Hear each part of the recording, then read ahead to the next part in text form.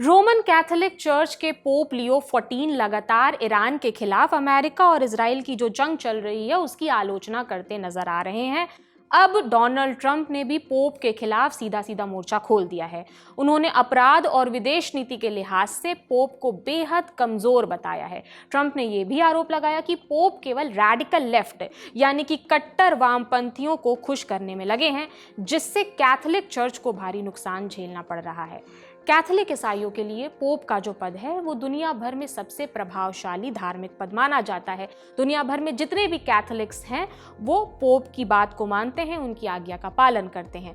फिलहाल इस पद पर पोप लियो 14 हैं, जिनका पूरा नाम है Robert Francis Prevost. Donald Trump ने अपने ट्रुथ सोशल पर एक पोस्ट किया है और खरी खोटी सुनाई है पोप को। वो बोले उन्हें ऐसा पोप नहीं चाहिए जो ईरान के पास परमाणु हथियार होने को जायज समझे।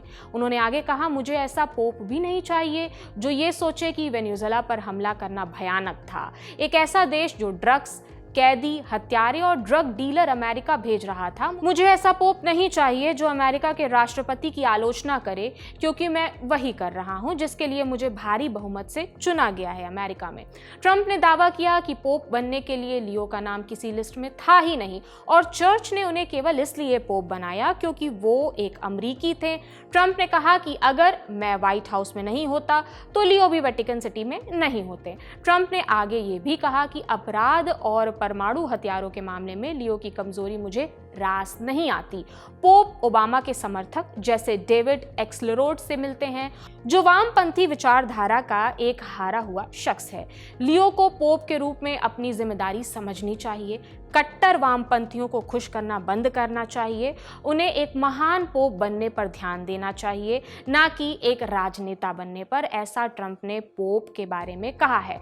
हाल ही में जब ट्रंप ने ईरान की सभ्यता खत्म करने की धमकी दी थी, तब पोप ने उनकी आलोचना की थी और इसे नामंजूर बताया था। इससे पहले पोप ने डोनाल्ड ट्रंप से जंग रोकने की सीधी सीधी अपील भी की थी। उन्होंने ट्रंप से युद्ध खत्म करने के लिए रास्ता खोजने को कहा था। अब बात करते हैं पोप की।